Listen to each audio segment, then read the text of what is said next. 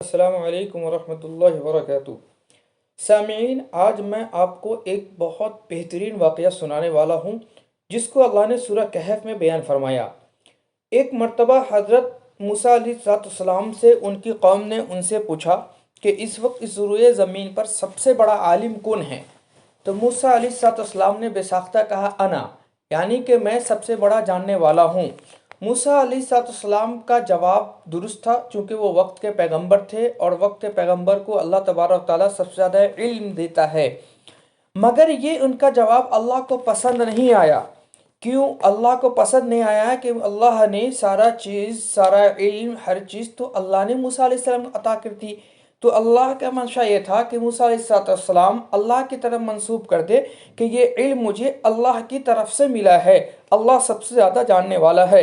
تو اللہ نے موسیٰ علیہ السلام کے یہ جواب کو پسند نہیں فرمایا۔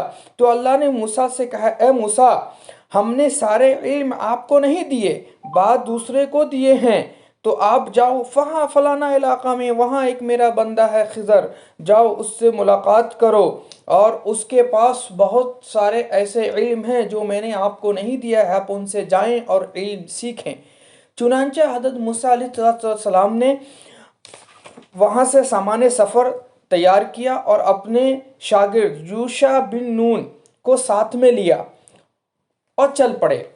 خیر، جہاں تک جانا تھا، جس طرح سے جانا تھا، اس میں کئی واقعہ ہے۔ مچھلی کا ہے کہ کہاں پہ رکنا ہے، سمندر میں مچھلی گر جائے گی وہیں رکنا ہے، پھر موسیٰ علیہ السلام آگے چلے گئے، لمبا واقعہ ہے۔ میں شارٹ کٹ میں بتاتے چلوں کہ حضرت موسیٰ علیہ السلام حضرت خضر علیہ السلام سے ملاقات کیے، دیکھے بیٹھے ہوئے تھے، تو حضرت موسیٰ نے فرمایا کہ اللہ نے مجھے آپ کے پاس بھیجا ہے کہ میں آپ سے علم سیکھوں۔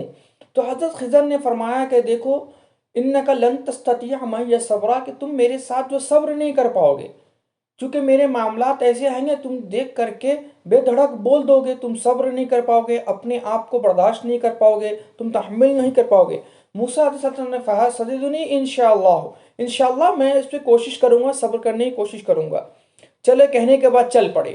چلے، سامنے دریا تھا، وہاں کشتی تھا، کشتی والا حضرت خضر کو جانتا تھا تو اس نے کرایہ بھی نہیں لیے، تو دونوں کشتی پر سوار ہوئے، حتی اذا رکب فی السفینہ، جب سوار ہو گئے اور جب چلنے لگے، قریب تھے کراس کرنے کے، پہنچنے کے، تو حضرت خضر نے کشتی میں ایک عیب نکال دی، کشتی کو مارا، تھوڑا سا ٹکڑا توڑ دیا تاکہ اس کشتی میں عیب لگ جائے۔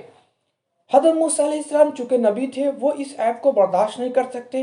انہوں نے کہا کیا آپ یہ چاہتے ہیں لتغرق اہلھا، کہ یہ ساری کشتی والے جتنے سے ڈوب جائیں؟ حضرت خضر نے کہا کہ میں نے کہا تھا نا کہ آپ برداشت نہیں کر پائیں گے، صبر نہیں کر پائیں گے۔ حضرت موسیٰ نے کہا اچھا چلیے، یہ غصہ کی بات تھی، چلیے معاف فرمائیے، چلیے پھر آگے چلتے ہیں۔ پھر آگے چلتے رہے، دیکھا کہ کچھ بچے کھیل رہے تھے۔ حضرت خضر نے ایک بچے کو لیا اور گردن موڑ دی، قتل کر دیا۔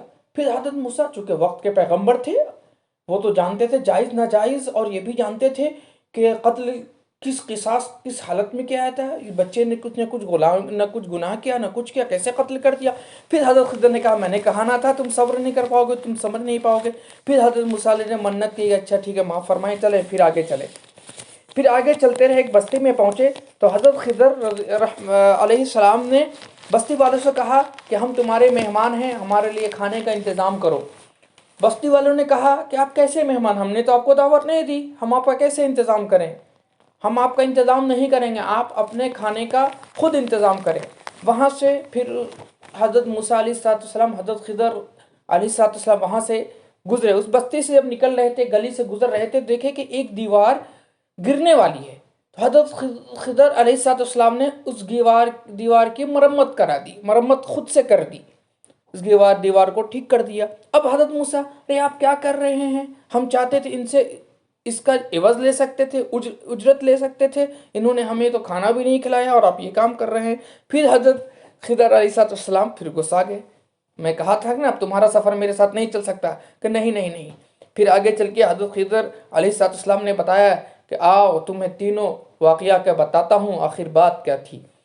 جو پہلا واقعہ پیش آیا تھا کہ میں نے کشتی میں جو عیب دار اس کشتی کو بنا دیا تھا، کشتی کی تھوڑی لکڑی توڑ دی تھی، وہ اس لیے کہ سمندر کے سائیڈ میں ایک ظالم بادشاہ تھا جو اچھی کشتیاں کو دیکھ کر کے وہ اس کو لے لیتا تھا، وہ اس کو ہڑپ لیتا تھا اور یہ جو دو بچے تھے جن کے یہ جو کشتی والے تھے، یہ دو مسکین بچے تھے، ان کا گھر اسی کشتی کی وجہ سے ان کے گھر کے چولہا جلتا تھا۔